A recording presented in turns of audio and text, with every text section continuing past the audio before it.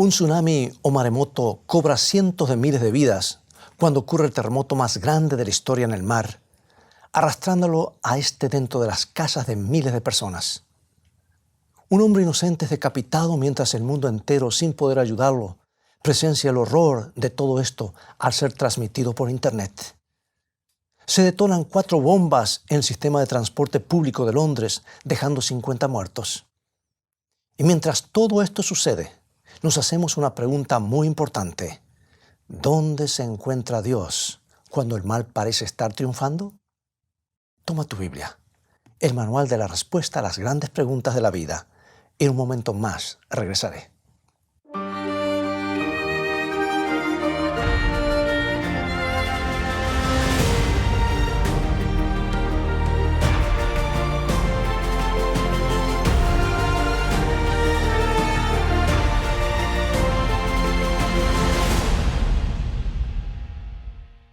Permíteme presentarte una familia que tenía más que grandes problemas.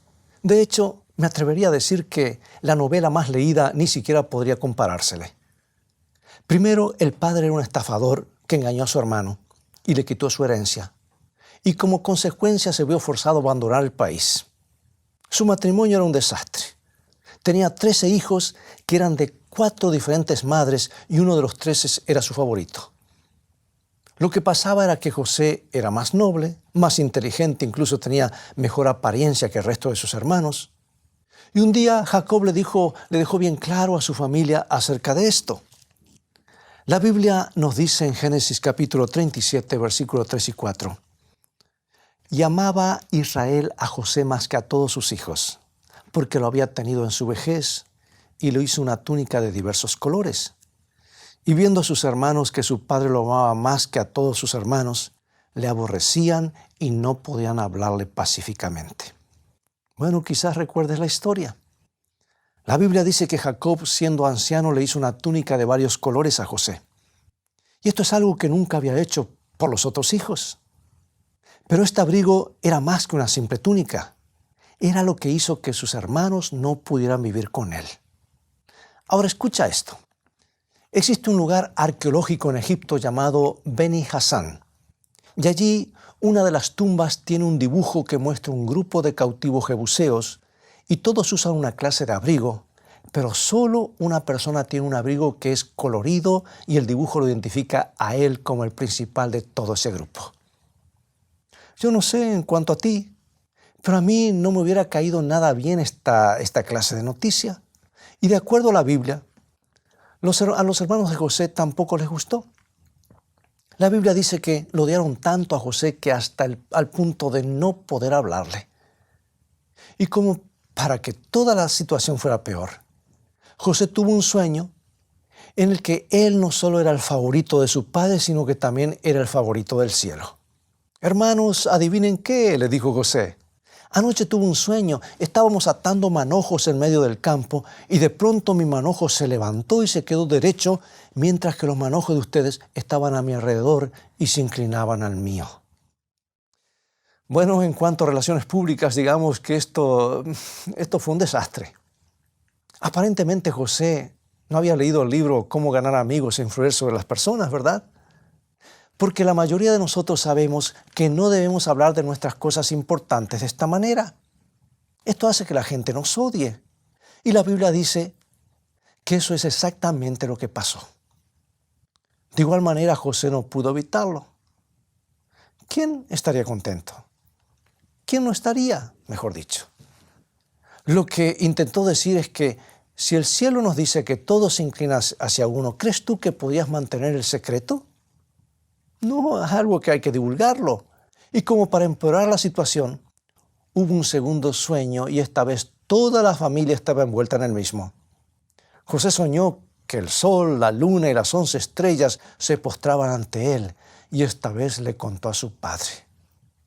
Ahora bien, la Biblia nos cuenta que esto ya era más de lo que él podía aguantar. Génesis 37:10.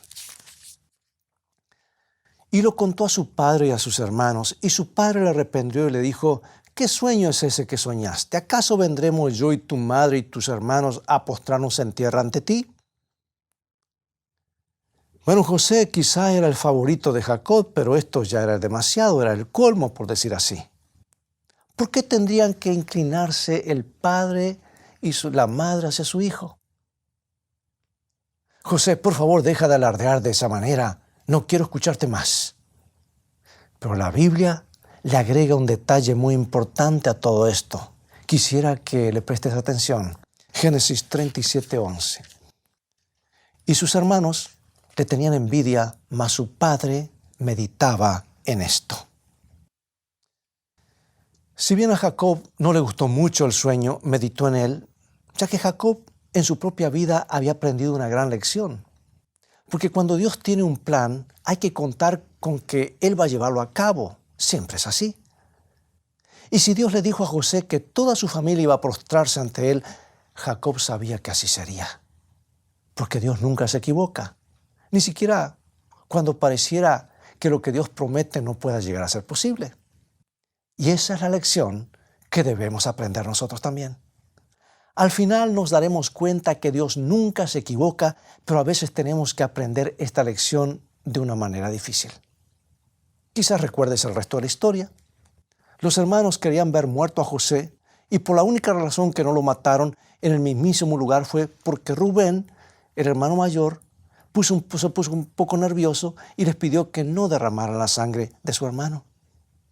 Así que lo echaron en una cisterna, en un pozo en el desierto, que estaba vacío evidentemente, y luego lo vendieron a unos mercaderes madianitas que pasaban por el lugar. Ahora, esto es lo que quisiera que pensemos hoy. Me pregunto, ¿qué hubieras sentido al estar en el fondo de una cisterna seca? ¿Será que pensabas que era solo una broma? Sabes, yo tengo 2 hermanos, uno de ellos menor que yo, y a veces con mi hermano mayor le hacíamos algunas bromas pesadas a nuestro hermano menor.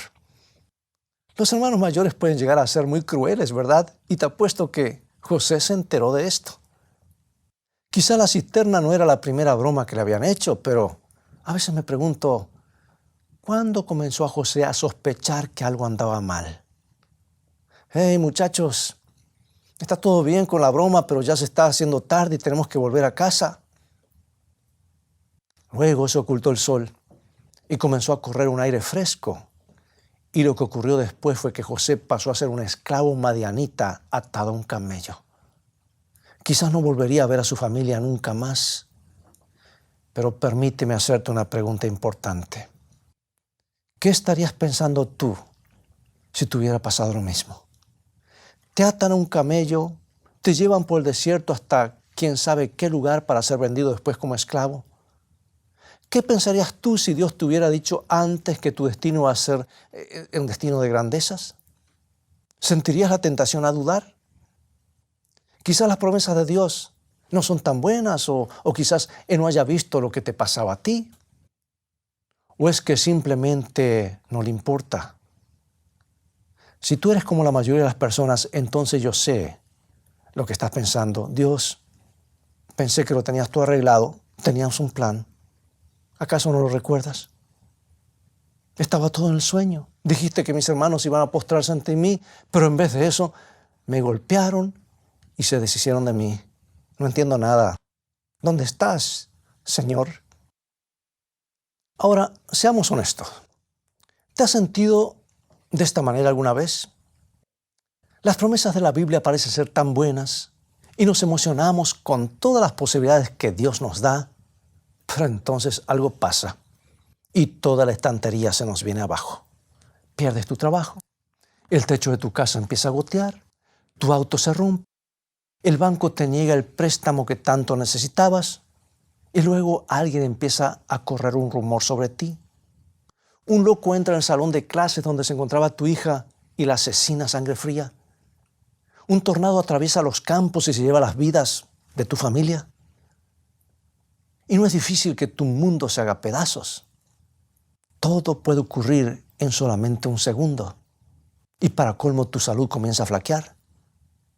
Y cuando llegan estos momentos, como a muchas personas les ha pasado, nos sentimos tentados a olvidar lo que Jacob sabía. Las promesas de Dios siempre son buenas. Aunque no entendamos cómo, Dios siempre hace lo que es mejor para nosotros, aunque no lo entendamos. Cuando a uno lo atan a la espalda de un camello o se encuentra en una inmunda prisión egipcia, es un tanto difícil creer que todos se postrarán ante uno. Y cuando se vive en el siglo XXI, aunque no haya más camellos o prisiones egipcias, siempre habrá otras cosas similares. Y a veces las circunstancias hacen tan difícil el poder creer que Dios está manteniendo su promesa. A veces las circunstancias nos hacen pensar si Dios todavía existe. La Biblia está llena de ejemplos de grandes personajes que comenzaron a dudar. Como ejemplo podemos mencionar a Job, un hombre que había perdido todo. Perdió su familia, su casa, su dinero y al final su salud. Y no tenía ningún sentido. Él había sido fiel a Dios y cuando había perdido todo vino a Dios con algunas preguntas. ¿Por qué, Dios? ¿Dónde estás cuando pasan todas estas cosas? Luego tenemos a Juan el Bautista, que el mismo Jesús lo llamó el profeta más grande que ha nacido sobre esta tierra. Había predicado acerca del reino de los cielos por años. Incluso había bautizado al Mesías y terminó en una cárcel, en la cárcel de Herodes. Ahora piensa solo un momento. Juan había vivido en lugares abiertos del desierto. Dormía debajo de las estrellas y ahora se encontraba en una pequeña celda en la que tendría que estar el resto de su vida. La Biblia nos cuenta que en ese momento él se sintió muy frustrado e incluso le envió una carta a Jesús y le preguntaba, ¿realmente eres el maestro o esperamos a otro? Ahora, si tú estuvieras en los zapatos de Juan, ¿acaso no te sentirías igual? Juan había predicado que el reino de Dios estaba cerca, pero ahora parecía que no era así. Y si hubiese estado cerca, entonces era difícil decirlo. Esto le pasa a todas las personas y supongo que a ti también te ha pasado. A veces todo se viene abajo y nos sentimos tentados a no creer en Dios y durante toda la confusión se hace difícil poder escuchar su voz. Y creo que hasta cierto punto le pasó lo mismo al profeta Ezequiel. Toda su vida había escuchado que los israelitas eran el pueblo de Dios. Esto es lo que los padres le enseñaron y lo que también le enseñaron en la escuela sabática y lo que cada israelita sabía. Pero si realmente era el pueblo de Dios, entonces, ¿por qué fueron esclavos a Babilonia por tanto tiempo? Luego Dios les habló de una manera inusual. Un día, dice la Biblia, Ezequiel estaba parado junto al río cuando vio algo extraño. Eran 4 criaturas y una misteriosa rueda en medio de la rueda. Y Ezequiel, al ver esto, lo encontró un tanto confuso. Es como que no tenía sentido, pero continuó observando y se dio cuenta que alguien dirigía esas ruedas. Ahora bien, se han escrito cientos de libros acerca de las ruedas de Ezequiel, capítulo 1. Y desde 1960 algunas personas han llegado a la absurda conclusión de que lo que vio Ezequiel era una clase de nave espacial de un extraterrestre. Pero si lees cuidadosamente tu Biblia, podrás notar que no había nada acerca de ningún tipo de platillo volador. Si te tomas el tiempo y comparas Ezequiel 1 con otros capítulos de la Biblia como Isaías 6 o Apocalipsis 4 y 5, descubrirás que lo que Ezequiel había visto era una representación gráfica del trono de Dios. De hecho, hay un versículo al final del capítulo 1, versículo 26, que dice, y sobre la expansión que había sobre sus cabezas se veía la figura de un trono. Lo que Ezequiel había visto tenía el propósito de enseñarle una lección, que aunque las cosas no parecían estar bien, Dios controlaba la situación. Dios tenía un plan. Quizá no tenga sentido para nosotros, al igual que no tenía ningún tipo de sentido el movimiento de las ruedas para Ezequiel, pero de igual manera había un plan. Observa, la rueda es un símbolo muy importante en las profecías bíblicas. Representa el plan de Dios trabajando en la historia de la humanidad. De hecho, en Santiago 3:6, Santiago habla del curso de la naturaleza y en griego se utiliza la palabra rueda. Una rueda representa el curso de la naturaleza. Representa la mano de Dios guiando el mundo. Dios le estaba diciendo a Ezequiel que tenía un plan. Las cosas parecían no estar bien, pero las ruedas todavía giraban. Dios estaba en control. Y sabes, cuando tu mundo se venga abajo, no te desanimes. Dios está incluido en su plan. Romanos 8:28. Y sabemos que a los que aman a Dios, todas las cosas les ayudan a bien. Esto es, a los que conforme a su propósito son llamados. La Biblia entonces nos dice que Dios tomará cada una de las piezas que componen nuestras vidas y las ordenará para bien. Él nunca dice que todo estará bien, porque obviamente no es verdad, pero de igual manera nos promete su ayuda para bien. Lo que tenemos que aprender es a permitirle a Dios que tome el control. Y ahí es donde Jacob tuvo problemas y donde tú y yo tenemos problemas. Las cosas siempre son para bien en las manos de Dios. Así que pregúntate, cuando la vida te dé la espalda, ¿cuál es el propósito de Dios? ¿Crees en Él? Entiendo que muchas veces es difícil, pero de igual manera tienes que preguntártelo siempre. Él promete que un día entenderás y aceptarás lo que Él permitió que pase. El joven José estaba atado a la espalda de un camello y parecía que Dios había cometido un error porque nadie se postraría ante algún esclavo o prisionero. Los sueños debían haberse equivocado.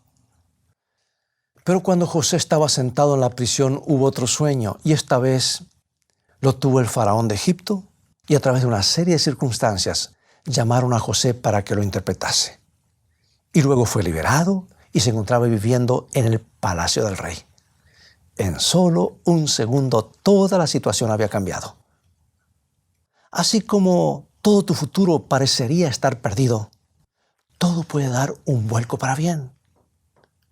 Y luego, de acuerdo con la Biblia, apareció un grupo de extraños y José no podía creer lo que veía. Eran sus hermanos y todos se postraron en el suelo exactamente en la manera que Dios había dicho que ocurriría. ¿Ves? Dios no se equivoca.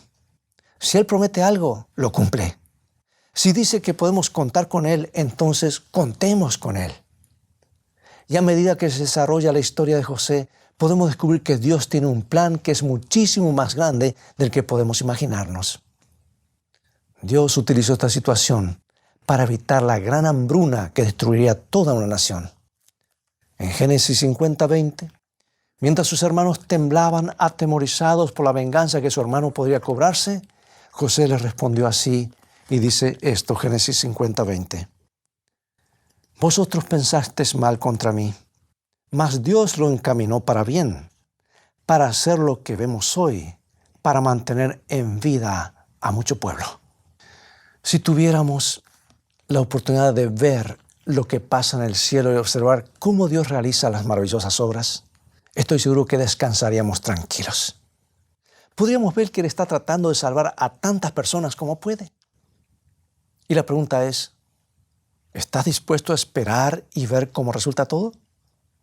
Porque quizá Él esté utilizando tu experiencia para salvar a personas que quizás no conozcas hasta el día en que estemos en el cielo. Y en ese día, mientras repasemos la historia de este planeta, estoy seguro que Él te mostrará cosas que te harán muy, muy feliz. Como cualquier otra buena madre, Esther descubrió que iba a tener otro bebé.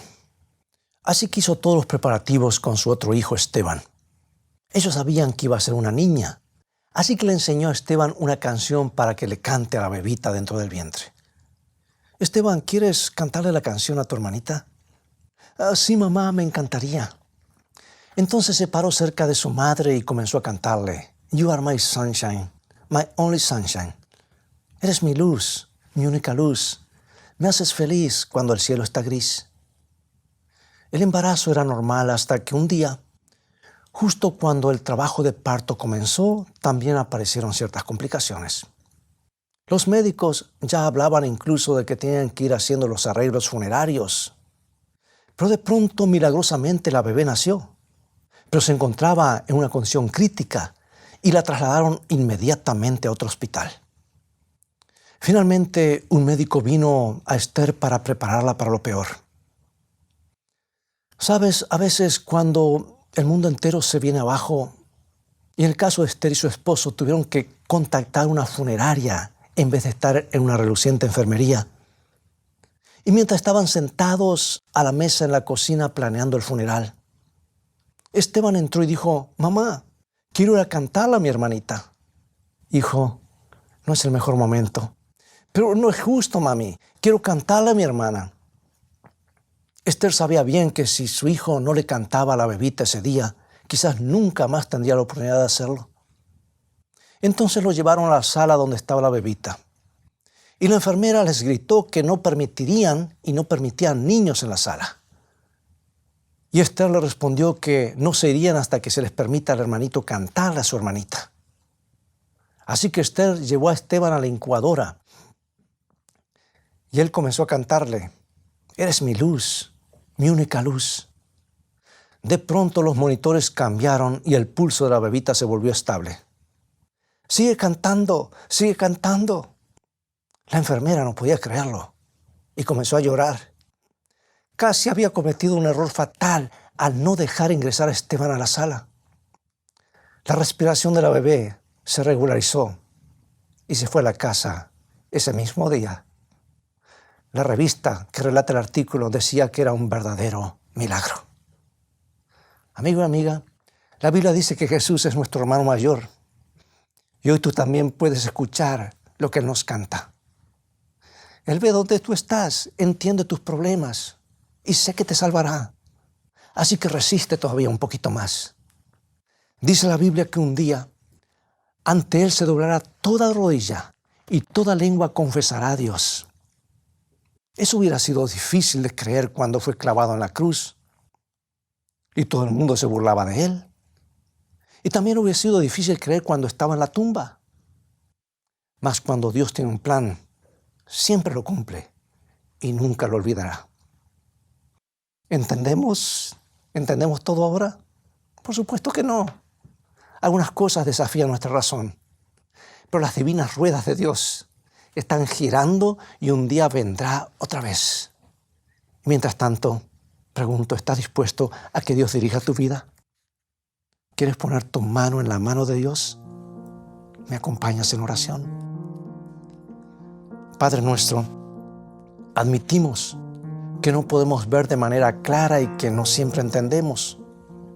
Mas cuando estamos al pie de la cruz y vemos lo que Jesús sufrió por nosotros, entonces creemos que tú manejas todo para bien. La sangre de Cristo es tu promesa para nosotros y queremos aceptarla y agradecerte por ella. Perdona nuestra incredulidad y enséñanos a creer porque te lo pedimos en el grandioso nombre de Jesús. Amén.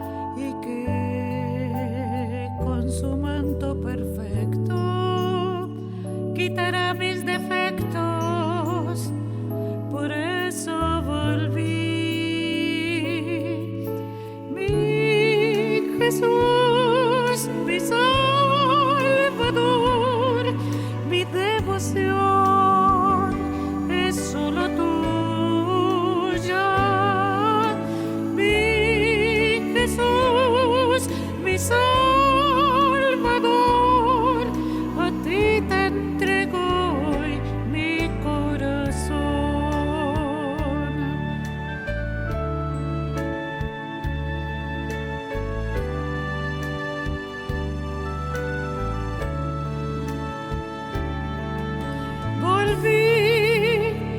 Jesús con mi llanto, y Él me secó con su manto. Volví con el rostro entre manos, levantó mi cabeza, quitó mi pecado. Volví como cada mañana, confiada porque sé que me ama y que con su manto perfecto quitará mis defectos. Por eso volví.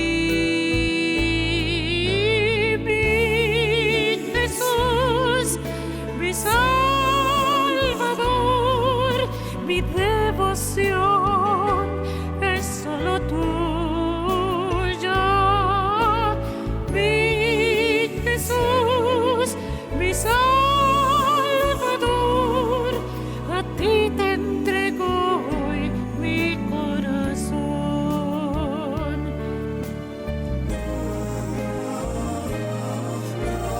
Mi Jesús, mi Salvador, mi devoción es solo tuya. Mi Jesús, mi Salvador, a ti te entrego hoy mi corazón. A ti te entrego hoy mi corazón. Entrégale a Él tu corazón.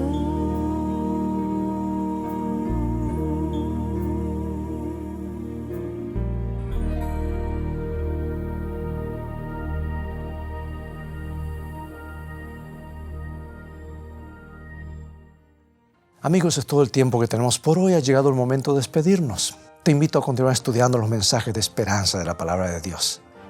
Visítanos en nuestro sitio de internet, escritoestá.tv, donde podrás obtener una variedad de estudios bíblicos que te ayudarán en tu caminar diario con Dios.